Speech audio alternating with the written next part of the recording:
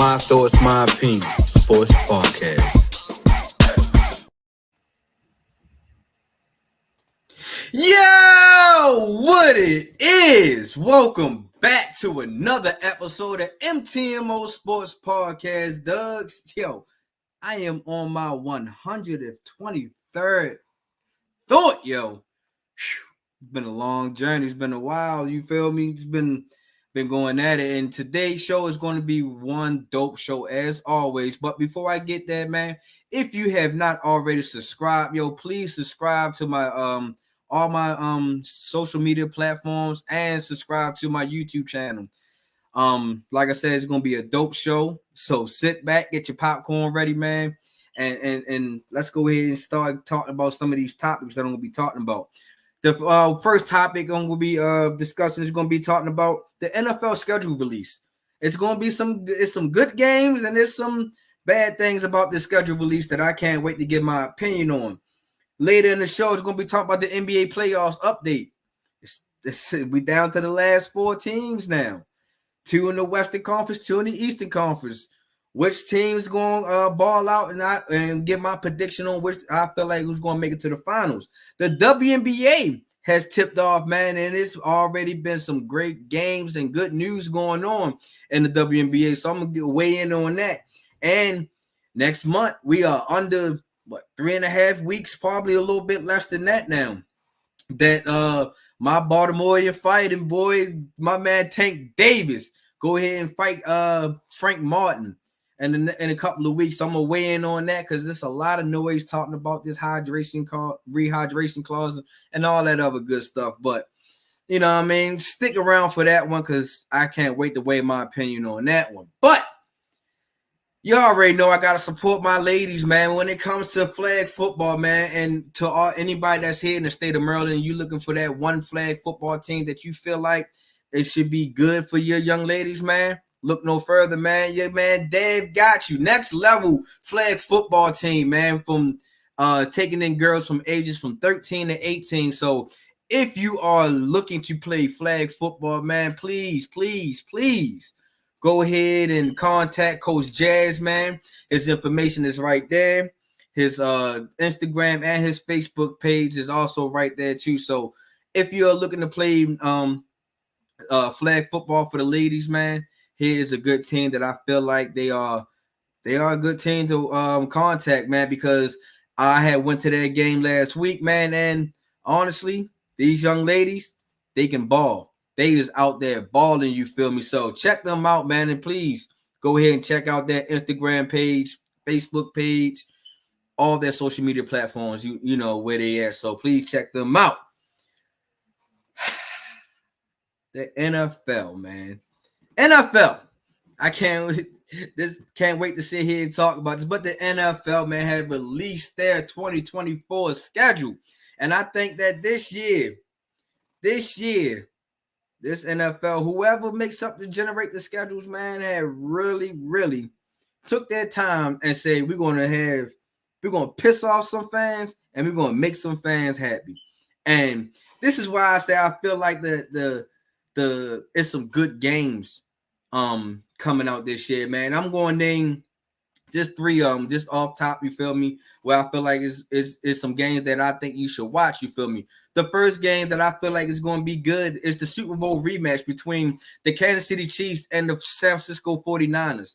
Now we got to sit here and think, like, is it possible? Because this is like the second time in less than a year that these two teams are facing off against each other. Will we get a third match now? You know what I mean? At the week 7. Could now people are like, what you mean by a third match in a year? It could simply, this could be a potential of another Super Bowl rematch. Potentially. I'm not saying that it's actually going to happen. But if these teams live up to their expectations, man, because we've seen what the Chiefs had did in the offseason by bringing in Marquise Hollywood Brown, by drafting another wide receiver, getting help for Travis Kelce and Patrick Mahomes. So I really just think that this is a possible another Super Bowl rematch. I don't think it is, you know what I mean? But it can lead up to that, you feel me? So that's one game I feel like we should watch. Another game that we should watch is coming in week 2 of Sunday Night Football. It's the Houston Texans versus Chicago Bears. CJ Stroud versus Caleb Williams on this game on week 2. That's just something to watch out for, simply because we want to see if CJ Stroud made that next move, taking that next leap of being the next best thing in the NFL. Now we're going to be sitting here putting a microscope on Caleb Williams. Is he that guy that Chicago should have drafted? Or Justin Fields should have the Bears should have just kept Justin Fields. So, and we also want to see Caleb Williams in a bigger stage in his career now, because we seen him what he did in college. It was impressive in college. But the one thing he wasn't able to do in college was take USC to the next big stage and to see if he's that guy. So I'm not saying that this is the biggest stage that he's possibly going to get, but it's the early stage in the beginning. Like I said, it's week 2.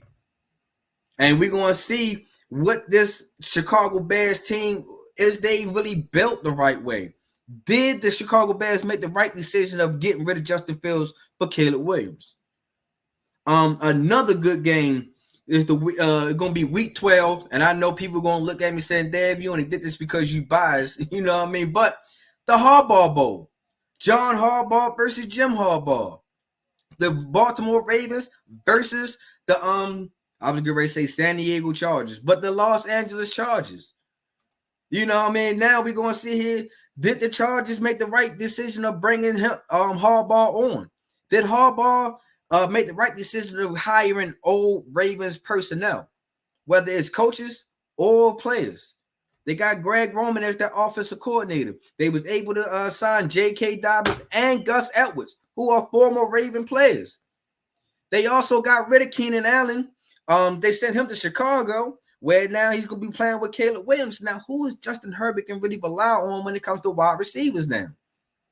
So, and then now we're going to have questions about the Ravens.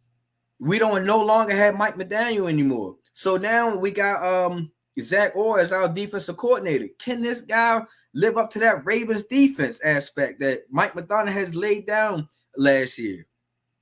Will Lamar Jackson be going for another MVP, for his third MVP, I should say? So it's going to be a lot of speculation because, like I said, that's going to be week 12. So by then, we're already going to have MVP talks. By then, we're going to start seeing where teams will be placed at in the playoff picture in the seeding. So those 3 games right there can really just say, like, yo, this season can start off right. This NFL season is going to be awesome. But now, let's go ahead and flip it over to the bad part of the schedule and why I feel like the scheduling people is setting up the fans for failure. Because here's one thing. Between these three, all 3 of these teams has 6 primetime games. The 49ers, the Jets, and the Cowboys. Now, I have no beef with the 49ers because the 49ers, they were in the Super Bowl last year. It's nothing to beef with them about. They deserve to have 6 primetime games. But these other two, man, oh man, oh man. I'm not understanding, not for one second, oh, why the hell the New York Jets have 6 primetime games. It's nowhere in hell they should have had 6 primetime games, duh. It don't make no sense. This was a team that was terrible last year. This was a team that barely won their games. And even when they did win their games, it wasn't like a good win. Now, don't get me wrong. I understand people are going to throw shade. Aaron Rodgers wasn't there. Zach Wilson was the quarterback. The hell that mean? You sit here and tell me that your whole team was trash because of one man wasn't able to play. So you sitting here and telling me that Aaron Rodgers was going to change that whole organization around, defense and offense. You telling me that Aaron Rodgers was even going to make coaches look good and when coaches make bad decisions. No way. You're not gonna sit here and tell me that shit, dog. Because it's I don't see it. I'm still not high on Aaron Rodgers of even being a top 5 quarterback in the AFC anymore. Now, like I said, Aaron Rodgers, he's a bad man in regular season. Yes, he did that in Green Bay for so many years, but we talking about a 30, almost like a 38-year-old quarterback coming off an Achilles injury who only lasted 30 seconds of the first game. Now I understand it really wasn't 30 seconds, but it felt like it. You telling me that Aaron Rodgers is going to be the reason why the New York Jets is turning their whole season around? What did the New York Jets really do this offseason to say, like, yes, we believe in Aaron Rodgers to turn this whole season around? Because I don't think that the Jets really made a big splash in the free agency. And I don't really feel like that the Jets really drafted all that well for them to have 6 primetime games.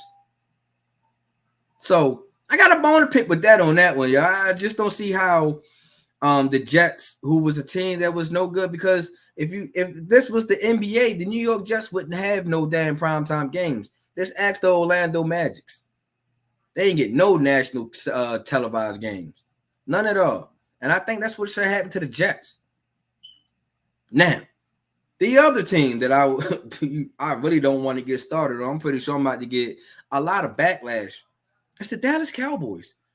Why in the same hell do the Dallas Cowboys have 6 primetime games?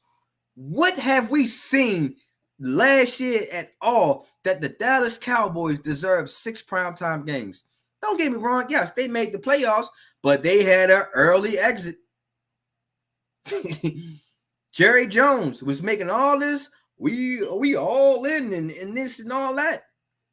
But when you go through the offseason, when you look through their offseason transactions, you clearly see that the only thing that they really did was bring back Zeke. And wow, that is called all in, if you are asking me. I'm being sarcastic. That's not all in.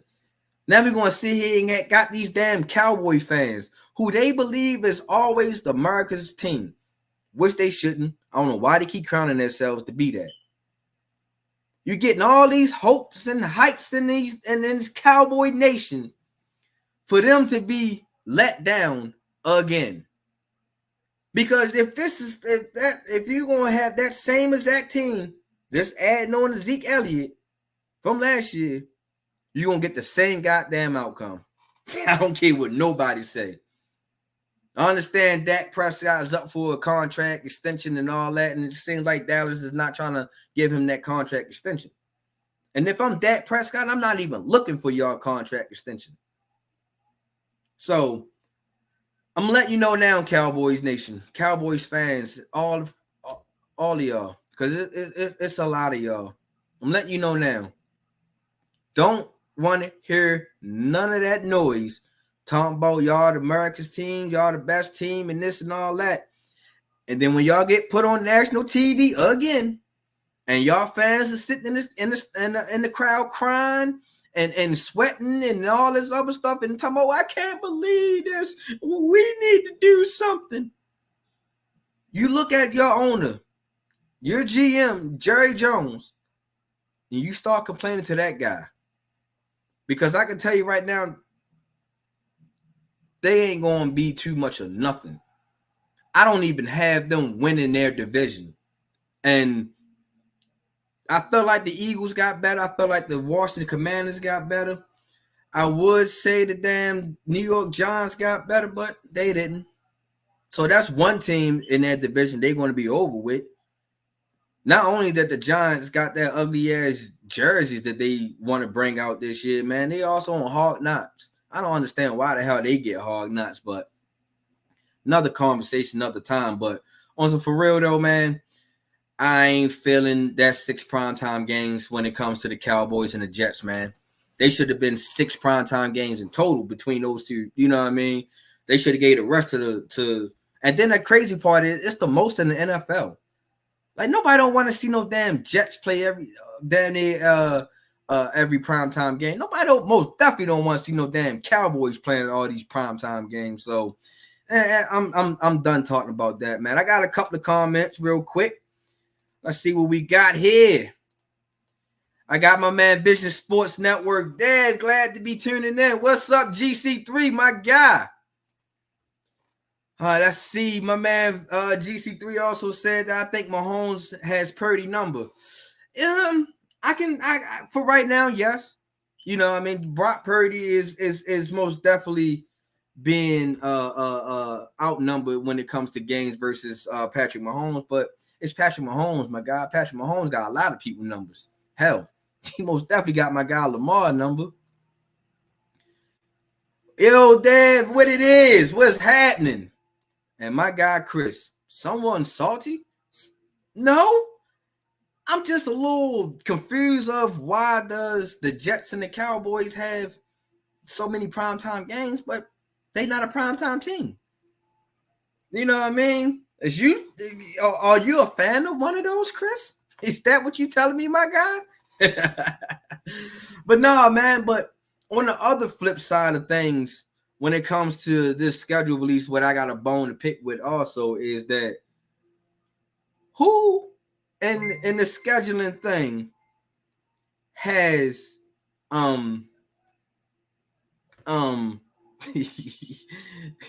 man GC3 said something funny, but who in the scheduling committee has a bone to pick with the Ravens? It's like why? And people's like, what you mean, Dad? What you mean you got a bone? Yo, they is most definitely trying to make sure that Lamar do not bring a Super Bowl trophy back to Baltimore, Doug. He's most definitely because we had the second hardest schedule, you know, just by comparison of last year's schedule. You know what I mean? Things can change, teams can change, something is going to change. But from this based off of last year, that we got the second hardest schedule. And they was like, well, what you mean, Dad? We have to play 10. Count it out. 10 playoff teams. And you got to remember, it's only 12 playoff teams that make it every year, yo. Oh, man. But not 12. It's 14 teams that make it every year. We playing 10 of them? Somebody got a beef and a bone to pick with Lamar, man. But on for real, though, I honestly think that the Ravens got stuck with a nail in the tire on this one. And I just really going to sit here and let's go through some of these games real quick. Week 1, we got the Kansas City Chiefs, man, and we most definitely, this is the get back game. We most definitely got to answer this game. We got to come up with some fire on this one because for the simple fact that the Kansas City Chiefs came down here and disrespected us last year in the AFC Championship, which it shouldn't have happened. So I really just think that since this is on our to-do list and it's early on our to-do list, man, we is getting prepared and ready for this one. Week 2 against the Raiders. I'm not really worrying about the Raiders in my eyes because number 1 is going to be early in the season. Number 2, I don't believe that they have their right quarterback. If you believe in Gardner Minshew is going to be that guy that can lead them to a promised land, think again, please, because I don't think that's actually going to happen. Then we got the Cowboys. I'm surprised that they didn't try to put this into a national, into one of the primetime games, because this should have been one of the Cowboys' primetime games. Then we got the Bills. Then we got the Bengals. Then we got the Commanders. Then we got the Bucks, the Browns, the Broncos, the Bengals again. And then it doesn't get easier. Then we got the Steelers, who we lost to both times last year.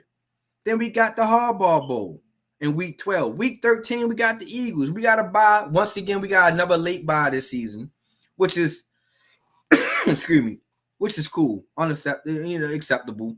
Because, when you playing that long, dogged out season, man, you're going to need that bye week to come down towards the end. So that will help us out a lot. Then we got the Giants.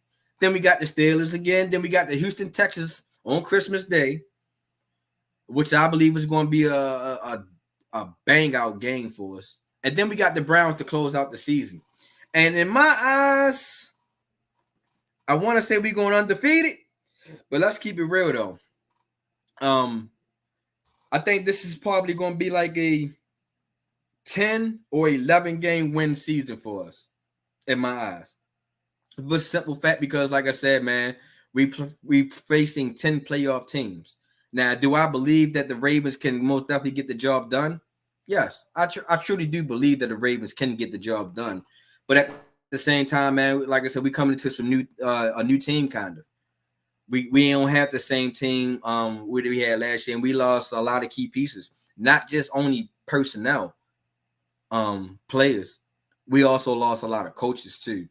Like coaches got dispersed in a lot of different ways, and we are playing a lot of these teams that some of these coaches and players are on this year.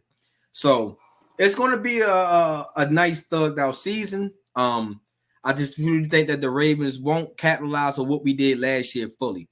You know what I mean? Things could change. Something we can get some good key pieces maybe down the line somewhere. But as of right now, for what the team that I am looking at, and it's not a bad team. I just feel like the AFC is just really, really deep, and it's going to be kind of hard to repeat what we did last year, especially without some of the players that we don't have this year. But good key additions that we do have is Derrick Henry. I really feel like that Derrick Henry will bolster our running game and that RPO game up another notch. Because like I was telling people keep asking me what do I like about this RPO when it comes to Derrick Henry and Lamar Jackson. I really feel like that RPO is like you're gonna have to pick your poison. Do you want your ankle snatched off of you, or do you want your chest to be in your back? Because something is going to happen. Because if you let King Henry keep running, ground and pound a lot, it's going to wear down that defense. And we already know, even without King Henry, we was already the top 3 rushing offense. Probably number 1, which I think we did end it off at number 1 last year, but most definitely we're going to be in that top 3 again. Then you got Lamar. And then not only you got King Henry, man, you still got Justice Hill. You still got Keaton Mitchell whenever he come back from injury.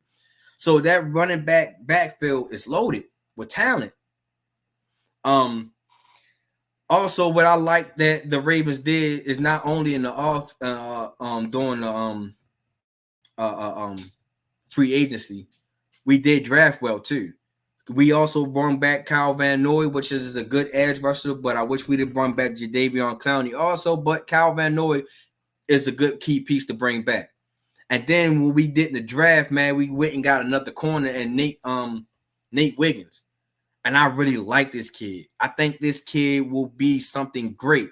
That's going to really solidify our back end, which means Marlon Humphrey do not have to play the big-time wide receivers this year that much. And, Marlo is getting up there in age also, so he's in and out the lineup. So bringing in another cornerback that going alongside with my guy Brandon Stevens was a great idea. Because now you got Brandon Stevens, you got Wiggins on the opposite side, you got Kyle Hamilton, you can have Marlon Humphreys playing that slot at times, you can have Marcus Williams back there also. So it seems like our DB area is going to be good. You know what I mean? And we still got some DBs that probably still coming in, bringing in. We still going to be bringing in. So I really feel like the Ravens had addressed the necessary needs. And we bring back Justin Madubuike for a nice long contract extension. So it seems like the Ravens have a good team, but it's in my eyes losing like Patrick Queen, Jadeveon Clowney, Ronald Darby, and some other key pieces on that defense, and most definitely our defensive coordinator Mike McDonald. It's going to be some trials going on when it comes to our team this year. So I'm excited for the NFL's schedule, NFL season, upcoming season. I'm excited for the Ravens. I most definitely can't wait till the Ravens start putting in their work. We already have the voluntary off-season workouts, and you see King Henry has been spotted there multiple times. Lamar, he's been spotted there multiple times. And we was talking about let's talk about Lamar weight drop. People was concerned about him losing like what 12 pounds this offseason, man. And honestly, I just think that will make him, that's not making him vulnerable. That's making him more dangerous. That's making him more light on his feet. That's making y'all, the defenders, really think like, how can we stop this speed team? Because not only Lamar has the speed, also you still got Zay Flowers got speed. You still got Keith Mitchell when he's come back. I believe it's the fastest man on our team.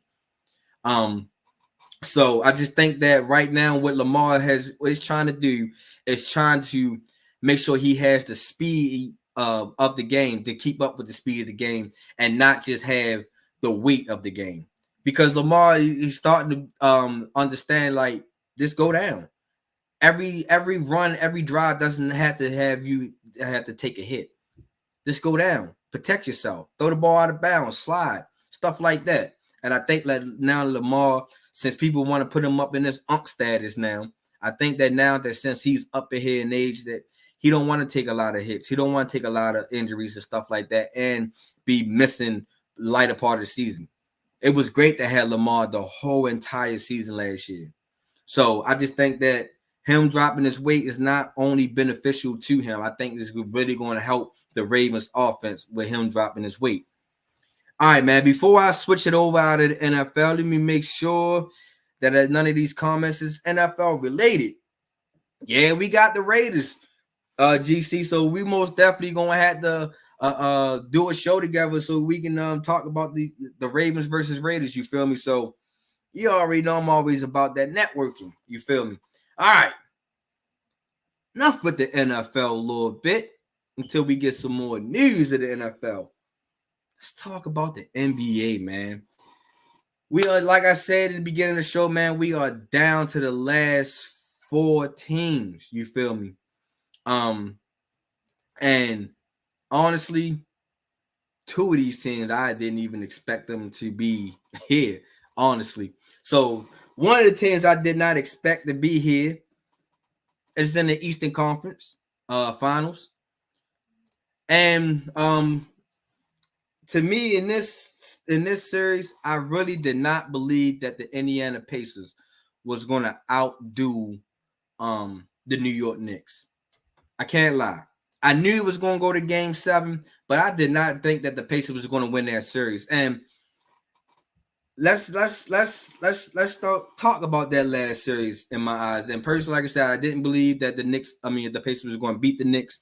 I thought the Knicks was going to win, but the only reason why the Pacers, in my eyes, beat the Knicks this year was because of injuries to the Knicks. The Knicks was just bitten by that injury bug, man, and you can just see that it was starting to wear down on the team physically. Because at first it would just start off with, it took Julius Randle out the game. And once Julius Randle went out, the Knicks was trying to adjust to try to figure out who to put there, what's the best lineups and stuff like that. And the Knicks kept afloat. Then, it just kept getting worse and worse and worse for them. It wound up starting to get to the point that Jalen Brunson got hurt in the last game. Josh Hart was hurt the game before. OG was hurt the game before. Bogdanovich got hurt in the series before. Mitchell Robinson also got hurt. So it was just like, damn, the Knicks just keep on getting hurt, just keep on. But the Knicks was still coming out there fighting. And that's one thing I would like to go ahead and give credit to the New York Knicks, man. Tibbs installed a culture up there that I think the New York city most definitely should really embrace. Tibbs, he changed that culture. No, he ain't got the big 3 like the KD, the Devin Booker, and Bradley Beal, or a Porzingis, Jaylen Brown, and a Jason Tatum. No, and he just had Jalen Brunson, a little bit of Julius Randle, and it was just like everybody else was just role players. And everybody played their role. Everybody knew what was the assignment. And you got to credit that to Tibbs. Tibbs understood the assignment. Tibbs understood what should be done. You know what I mean? And I understand people is probably like, well, Tibbs, he overexerted those minutes, and that's why they started getting hurt. No, if you really go back to the history of the NBA and the playoffs, man, the big time players play big time minutes. And I understand like Josh Hart and Dante DiVincenzo and Alex Burke are not your big time players, but they had to play big time minutes, and and you know what I mean, the Pacers. If you once the injuries really started sitting in, you was like, yeah, the Pacers had no choice but to win, because there's no way that the Knicks was going to go over to the next series against Boston limping in there and thinking that they was going to win. It was virtually impossible. So, that was the bad thing for the Knicks. You know, hopefully next year that they can stay healthy, not a lot of injuries, and we can really see what this potential this team has. Because in my eyes, I really just think that the Knicks has a good team. I think that they have something to work with next year. I don't think that they should trade Julius Randle or anybody on that team. I think they should run that team back and see that if they can stay healthy. So that's my opinion on that. But let me go to the Pacers real quick. And I'm not going to be here long, but I know a lot of people probably going to criticize me and be like, Dave, I don't think you know what you're talking about. But that guy, Tyrese Halliburton, I don't think that he is that guy, in my opinion. I just think that he's not your 1A superstar. I think he's a 1B. I think he's a Robin. He's not a Batman.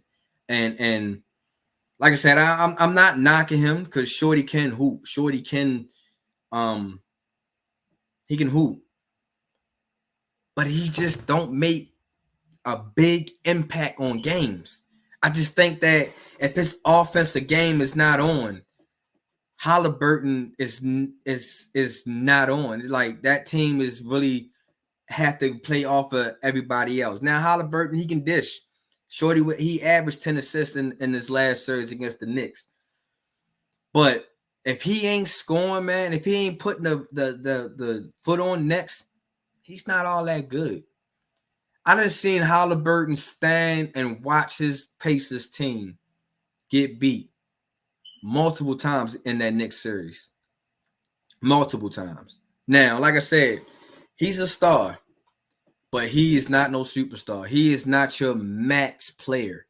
I think that the Pacers have to still find their max player. Because like I said, it's not Halliburton, and if they feel like it's Halliburton, you're going to have to bring a lot more talent in for him, because Halliburton don't take over games like he did in the beginning of the season. Now, a lot of people come to me and was like, well, it's the hamstring injury that really slowed him down.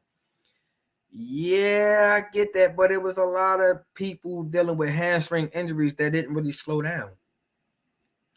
So I'm not really sold on Halliburton, and I'm gonna take it the next step further. How I'm really not sold on Halliburton.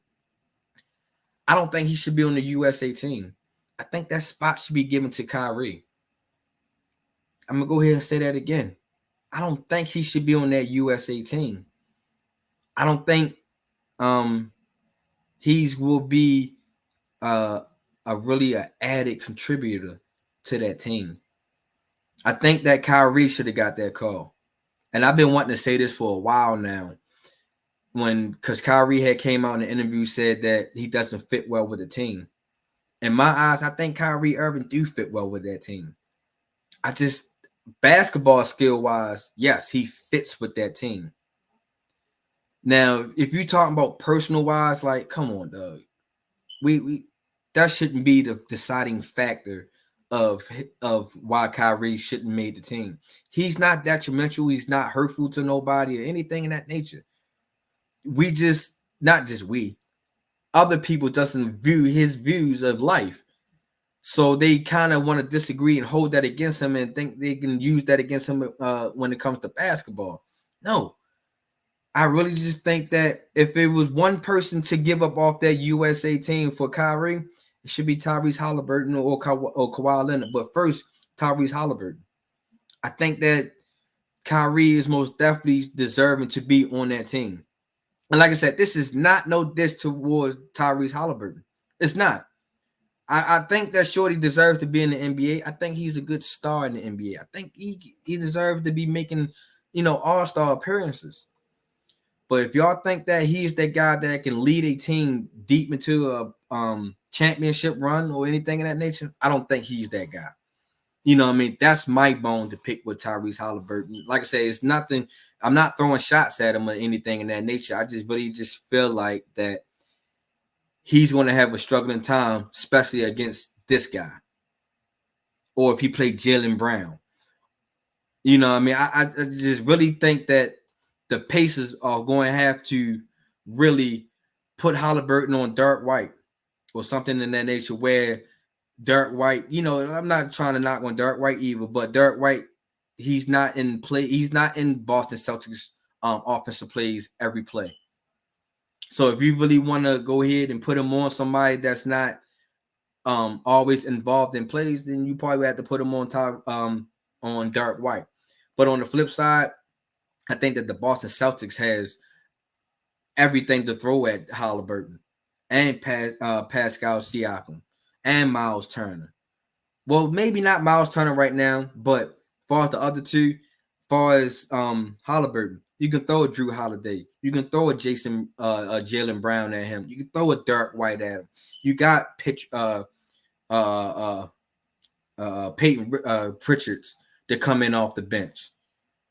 So it's like you can plug in a lot of people you can throw at Halliburton. When it comes to Siakam, man, you can throw a Jaylen Brown. You can throw a Jason Tatum at him. So now you have multiple people that you can really throw at these positions. Then the only position that I feel like the Boston Celtics will be lacking in is the big man position.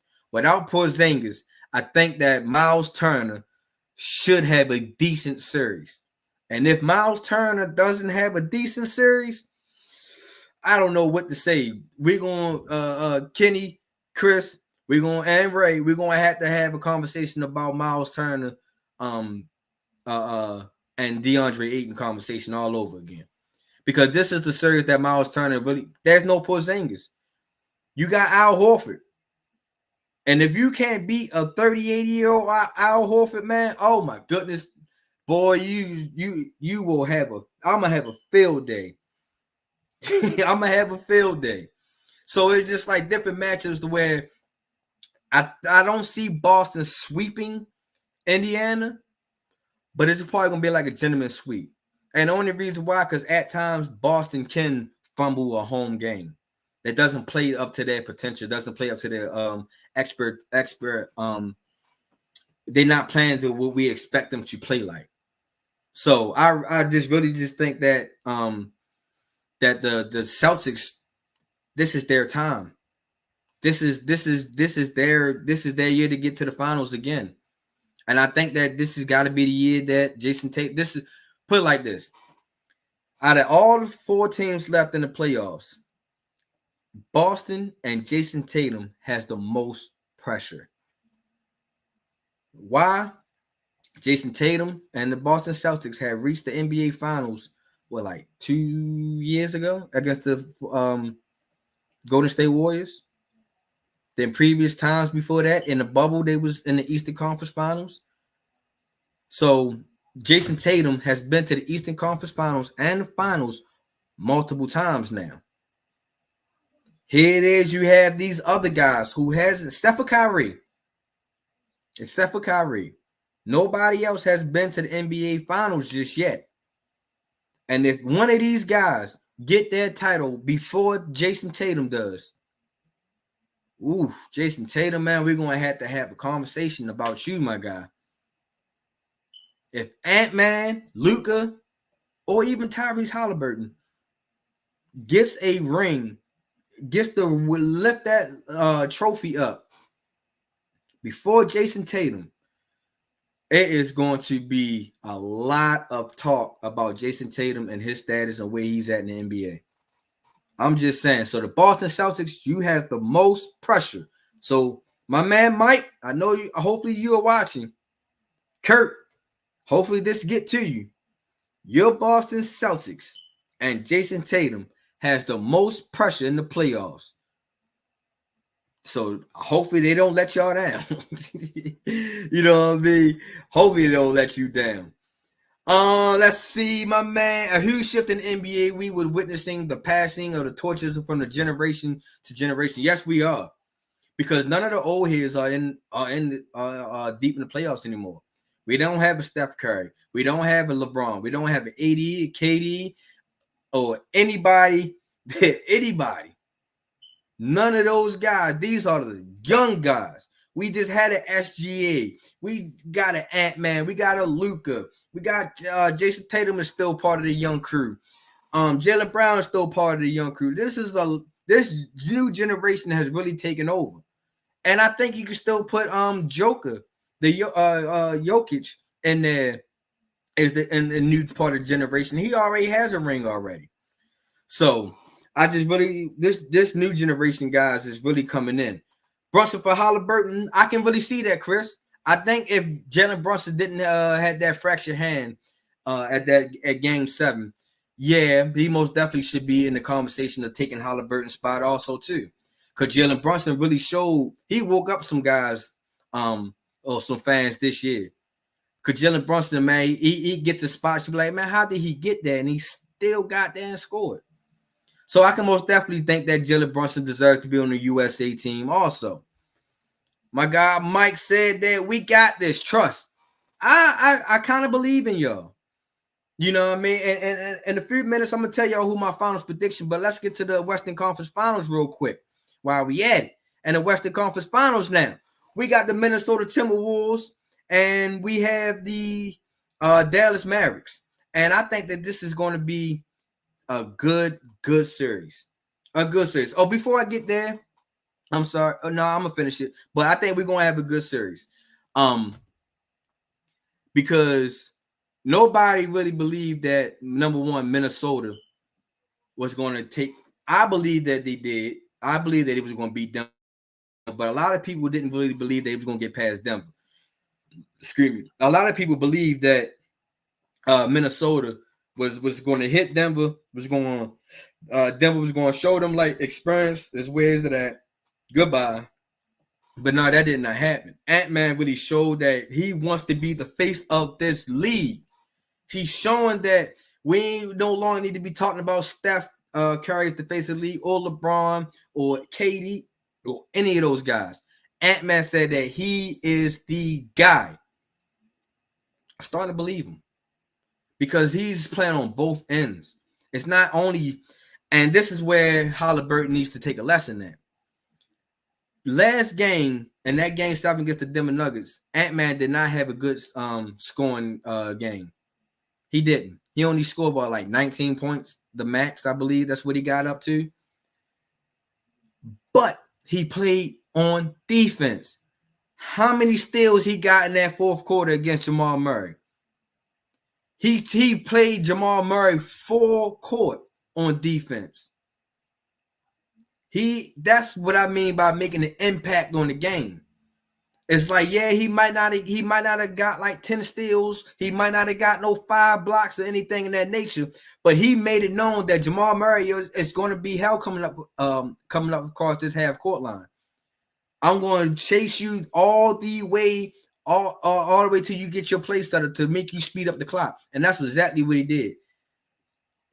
He also, when he walked that walk, when he talked that talk, he walked that walk. That's exactly what Ant-Man did. He called everything. He said it. He said, I'm taking you motherfuckers to game 7. That's exactly what he did. He said, I'm putting the handcuffs on Jamal Murray. Exactly what he did. I think that now that a lot of these teams are now starting to go ahead to respect Anthony Edwards, if they didn't already. He's putting the league on notice. And I just really think that the Minnesota, this is their time. This is going to be their year in my eyes. And let's go switch it over to Dallas Mavericks, man. Luka Doncic, man, he's showing everything that when he's in his bag, he's in his bag. I got more respect for Luka this year, man. I thought that Luka was a crybaby. I thought all he liked to do is whine at the referees and just keep saying foul, foul, foul. I actually paid more attention to Luka this season. And Luka is, I see why he called the fouls. I see why he's in the ref ears, man. Because not only, the ref did do some shitty jobs this year, but at the same time, the refs missed a lot of calls. A lot of calls.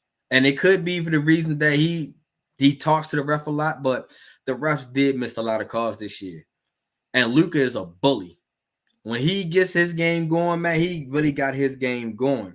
So I just really think that this Dallas Mavericks team is something to watch out for, because once they had made that trade deadline to get PJ Washington Jr. and what's his name, Gaffrey, the Dallas really showed that they really flipped that switch to show you that this is why they're in the Western Conference Finals. So this series is going to be a long series also. I think that both of these series between the Celtics and the Pacers and the Wolves and the Mavs, let me state back. The Mavs and the Wolves will go 7 games. And I'm right with Minnesota. The Boston and the Celtics series will go 6 games. And I got Boston winning that series. I almost want to say 5 games, but I'm gonna give the credit to the Pacers. They probably can sneak one of those games, if not both of those games, in Indiana. So I'm gonna go 4-2 Boston in the Eastern Conference Finals, 4-3 Minnesota in the Western Conference Finals. And then to wrap this segment up real quick, I'm going all in with Minnesota. Yes, like I said, I do believe that Boston has the most pressure. Boston probably is more desperate to try to win this championship in my eyes. But I really think that Minnesota is very hungry. Defense, they're healthy still. And I really think that they are the better team right now. Unless Boston can flip this switch in this Indiana series to kind of make me change my mind, I'm going to go with Minnesota. And I just think that series, man, I don't have a prediction for that series yet. I'm not going to go too far in it, but I think that this is the year of Minnesota. I think Minnesota will get it done this year. Ant-Man will raise that trophy. Sorry, Celtics, man. Like I said, I believed in y'all in the beginning of the season, but as y'all just give away so many games, not so many, but y'all give away a lot of games, and y'all not having Porzingis as of right now, because things could change. I just think that Minnesota is just edging a little bit better, but I could be wrong all the way. Minnesota probably don't get past Dallas. You know what I mean? So we will see. So I got I got Boston beating Indiana 4-2. I got Minnesota beating Dallas in 7 games, 4-3. There you go, right there. All right, let's switch it over to another basketball league, the WNBA. And man, when I say that the WNBA is really, really in a great place right now, I do mean it. They are in a great place right now. And the reason why I really want to talk about them is because women's basketball is starting to be the movement that everybody is following. Women's basketball has really took that second leap where I thought that this is where they should be taking this leap at now. They has really taken that extra leap. It got to the point that certain games, certain teams has to get moved to a bigger arena because of the crowd is now starting to come alive when it comes to WNBA. The WNBA has a lot of national televised games. Like their season is only 4 games in, and already about majority of their teams had already been televised, whether it's ABC, whether it's ESPN, ESPN2, or ESPN3. They've been televised. These networks are, and then the thing about it is the viewers from these networks are skyrocket already. They are already higher than what they was last year. Now they ain't reached the WNBA finals views yet, but it picked up. It picked up tremendously, man. And I just want to say shout out to the WNBA, man, for getting this right, for actually listening and understanding, like, this is how you get your ladies televised, how they can get their money, so they don't have to go overseas and play basketball, so they don't have the same incident as Brittany Griner, because we don't want our ladies to have that type of situation happen to them. We want our ladies to be home and be able to walk their states and play in their games and not get harassed as much. They're gonna get harassed because, you know what I mean, it's sports.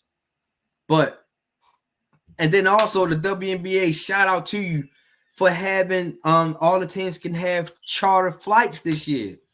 That is most definitely a big step in the direction, because that's what the ladies have been fighting for the last 2 years, is them to get charter flights, and they doing that now. So the WNBA is really taking the great step in the right direction, man. And I hopefully, and I think it will, it keep growing to where it should be. Also, for I guess to keep going, shout out to all the rookies, because if y'all not understanding why I'm shouting them out, all the rookies have made they made the team they got drafted to, they got signed to also. Because previous years, man, it was even first rounders couldn't even get drafted. I mean, get signed by the team they've been drafted by. And for this year right here, for all the draftees to get signed by the team they got drafted by, man, that is most definitely a standing ovation. They deserve that. And then while we just keep on giving these ladies their flowers, also to some of the rookies, shout out to y'all for getting your college degree, man. Most definitely shout out to y'all. Not only y'all achieved to make it to your professional league, you also got your degrees that even when this pro basketball thing ends, you have something to fall back on. And that is real dope, man. That is real dope. So shout out to the ladies that all have got their degrees. Shout out to all the ladies that got signed to the team they got drafted by. Shout out to the WNBA for giving out the charter flights and putting games on national televised games, man. Because like I said, the WNBA has really made a huge monumental step, man. A huge step. Now, we're talking about huge steps. Let's talk about some of these players that a lot of expectation is riding on. And a lot of people is putting a lot of expectations on Catlyin Clark, man. And they are sitting here trying to hype her up just to beat her down. And I am here to not beat her down, but to keep the hypeness going. You feel me? Because a lot of people are thinking that Catlyin Clark was such a transition coming from college, a big trend, a big time player, that it was going to roll over into her pro and into the Indiana Fever and her pro team. And I'm here to tell y'all, man, I don't care. She has all the talent in the world, man, but it's not going to all just translate over in 1 year. And it's not going to just translate in 4 games. It's not. Even though that she is still putting up good numbers, because she is averaging, let's see what she's averaging. She's averaging 17 points per game, 5.7 assists per game. And in her 4 games, though, she's tallied 50 plus points, 15 plus assists in her first 4 games. And she's in a company with Candace Parker, Sue Bird, and Nikki McCray. That is a great company to be in.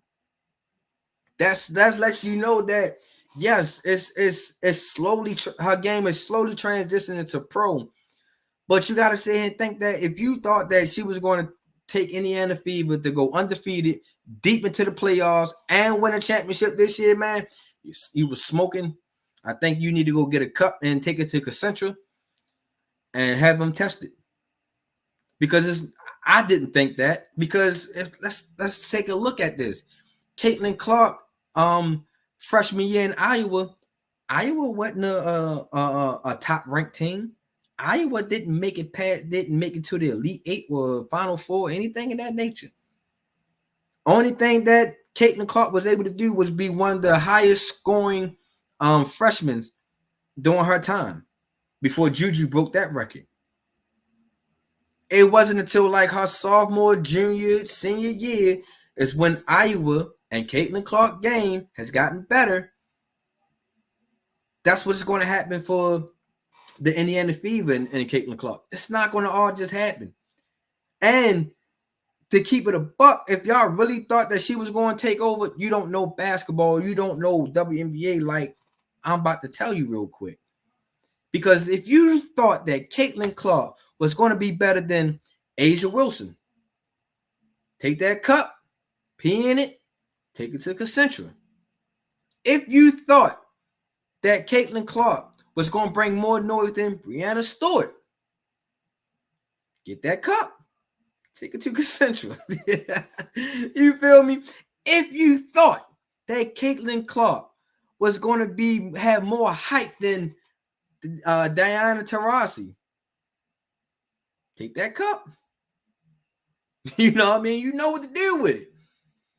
Even if you thought that Catlyin Clark was going to be better than Skylar Diggins-Smith, take that cup, my guys. Oh, my girls. And go ahead and pee in it. And take it to Concentra. Or anywhere they test for narcotics. Those ladies that I just mentioned, A'ja Wilson, Breanna Stewart, Diana Taurasi, and Skylar Diggins, they've been putting in work in that league for some years now.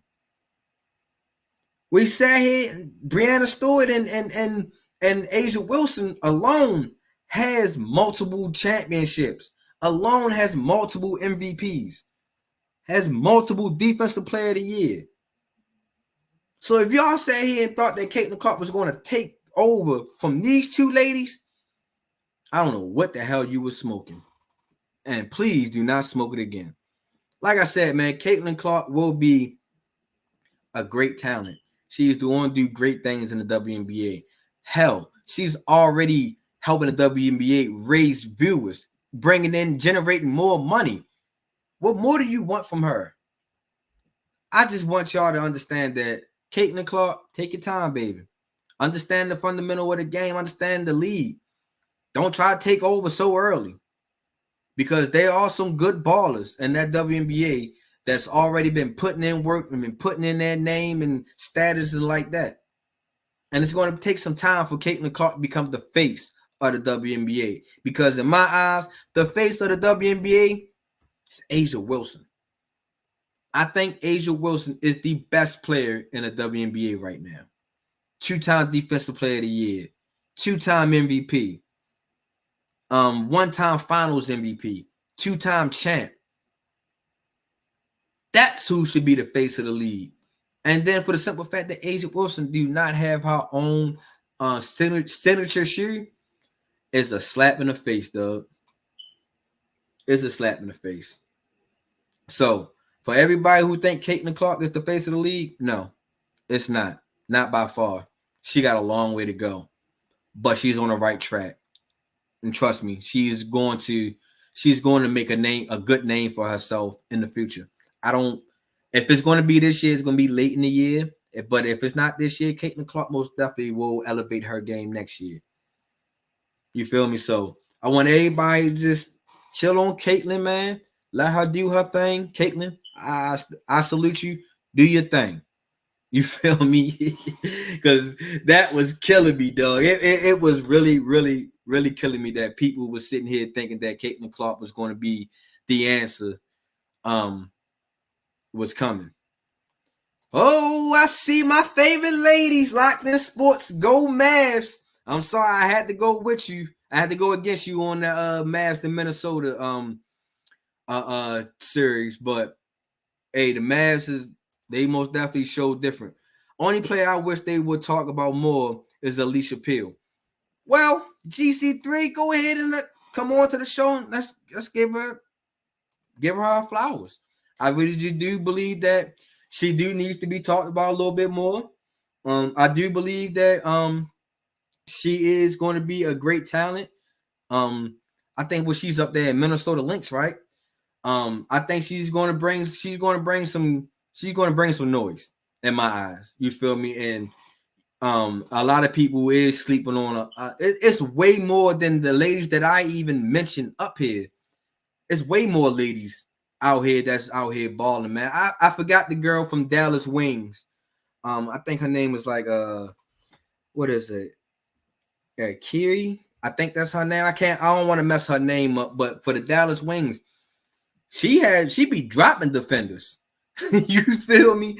So it's a lot of players that people are sleeping on, but they just want to hurry up and bulk up Catlyin Clark tree. Asia Shoe is coming out next year. Woo! Okay.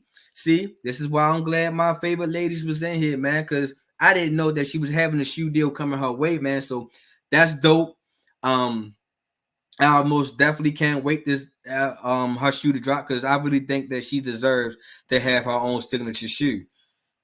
Yes, that is her name. Yes, that is her name. I can't pronounce it right now, but yes, that is her name for the Dallas Wings, man. Shorty is a straight baller.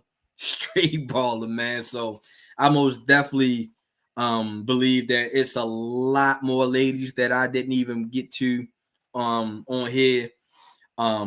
Deserve to have their flowers and deserve to be talked about. It's not just Catlyin Clark.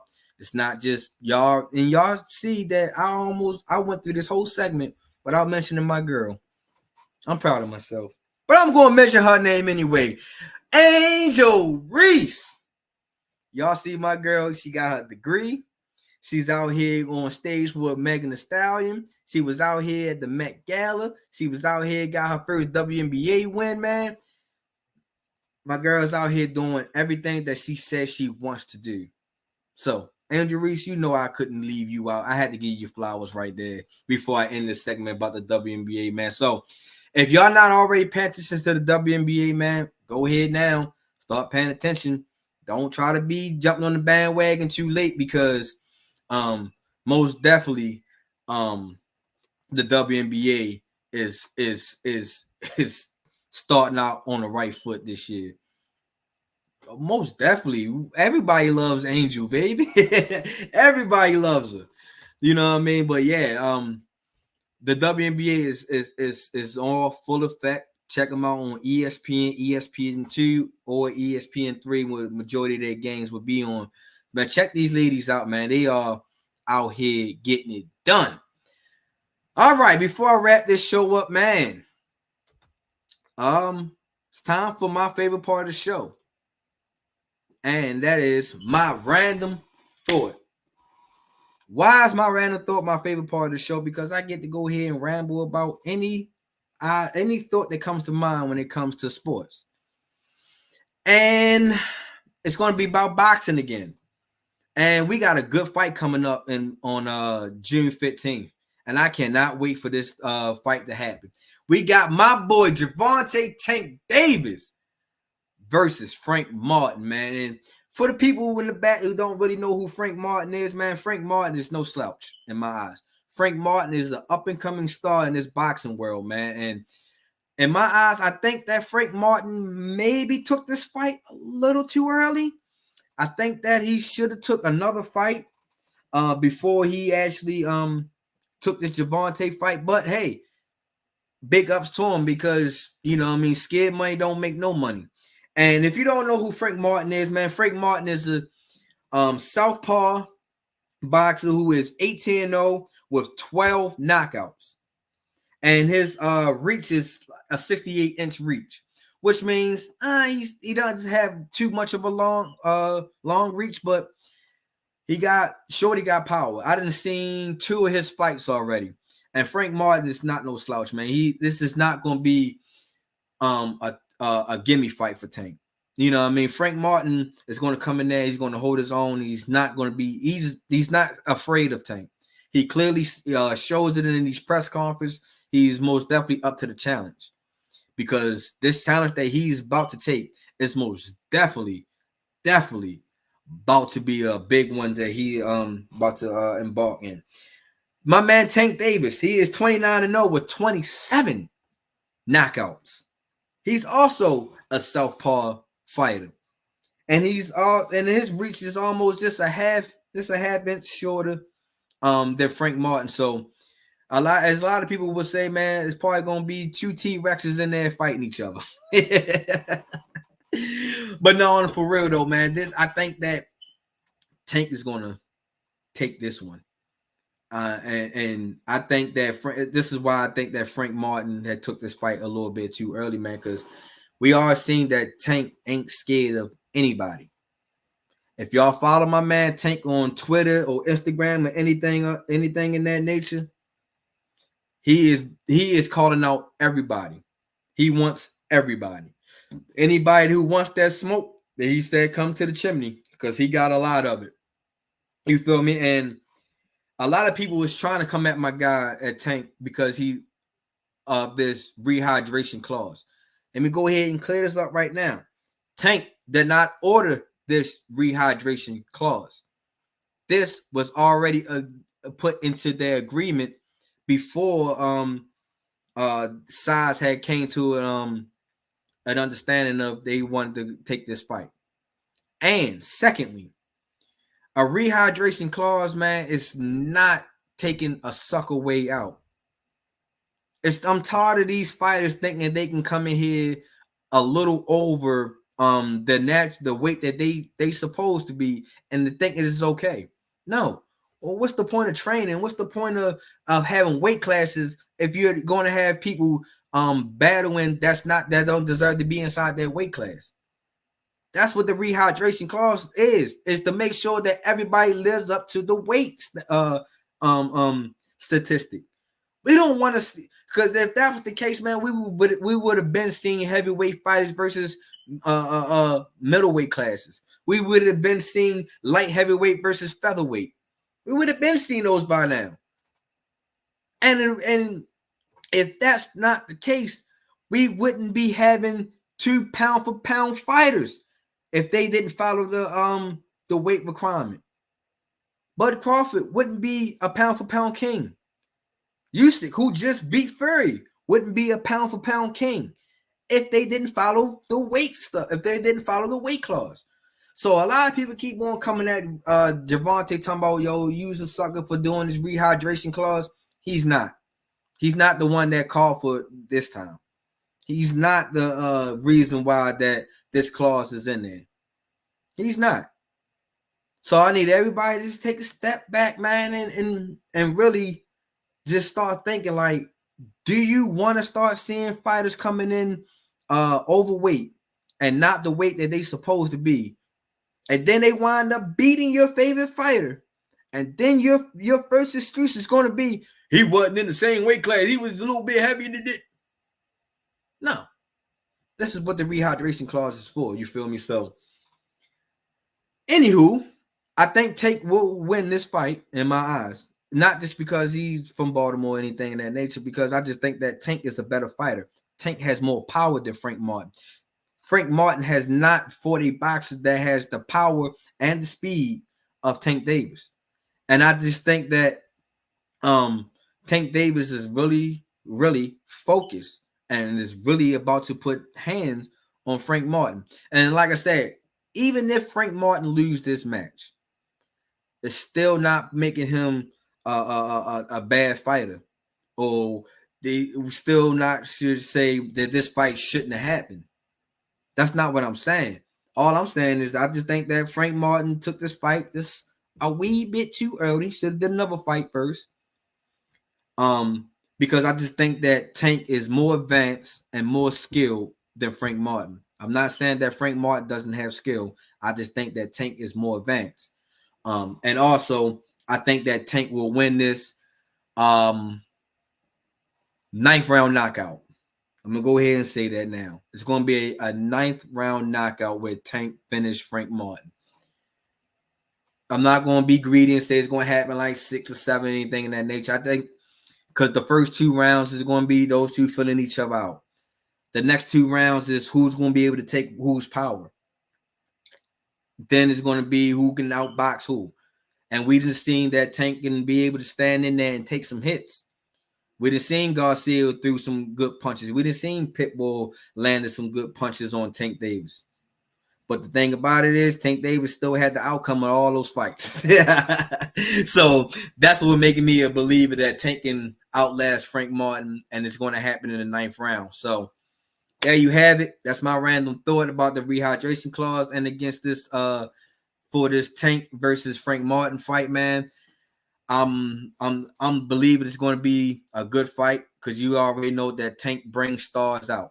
So everybody that's a star statter is going to be at this fight. You feel me? And it's going to be one dope fight. And like I said, I think Tank will win by a knockout in the 9th round. There you have it. That is my random thought. All right, man. I appreciate everybody that stick around, stayed in, and actually show some love to this episode, man. If you have not already, please go back to my last episode and check out my last episode with my 122nd thought with Miss Mackenzie Fitzgerald.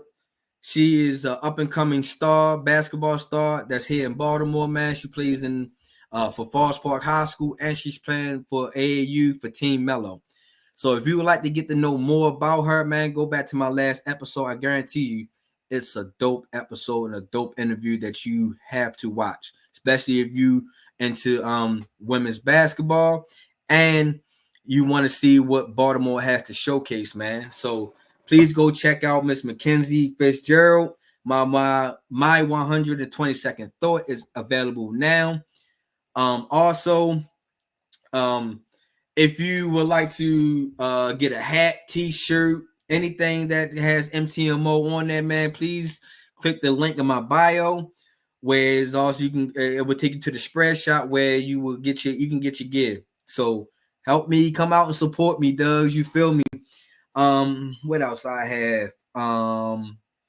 Also, man, I want to give a big shout out to Howard County Terps, man, for letting my boys really shine this year, man. My guys has really stepped up this year when it comes to 7-on-7 football, man, and I really feel confident in my guys in their journey in their sports life now.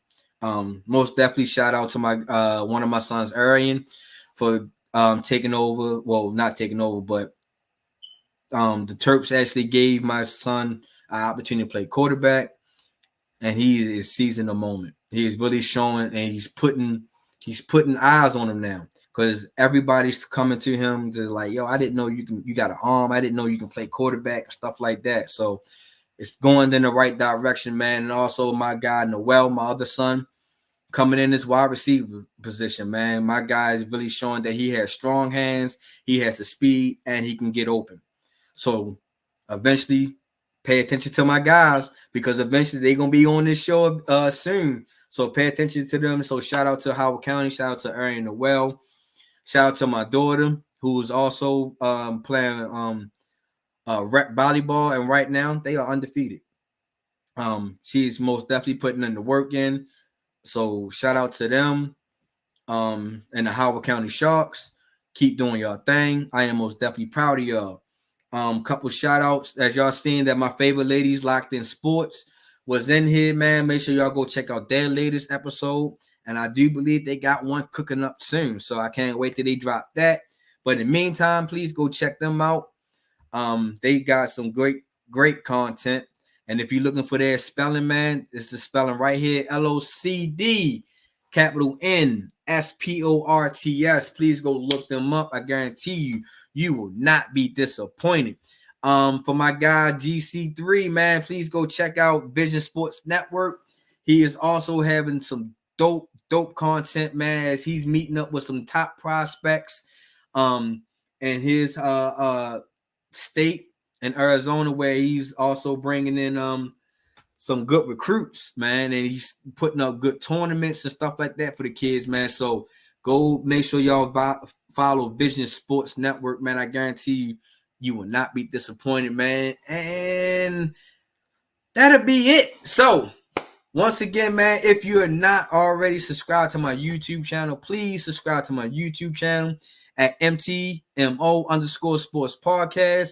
I'm trying to make my way to 1,000. You feel me? So make sure y'all go and subscribe, man, so y'all can get all my notifications on when my next episode is dropping, when I'm dropping some shorts, when I'm dropping some little video clips, all that good stuff. Cause as y'all can see, man, I'm dropping a lot of shorts lately, man, and them shorts they are running. So make sure y'all go ahead and check that out. Make sure y'all follow me on all my social media platforms, as that's what's going across the bottom of your screen. And once again, man, I appreciate everybody who tuned in, who was able to comment and all that. Make sure y'all go tell a friend who want to be a friend, who can possibly be your friend, that MTMO Sports Podcast is here, Doug. I ain't going nowhere, you feel me? So I'm out. About to go hoop. Chris, Mike, I am on the way. Catch y'all next week or so.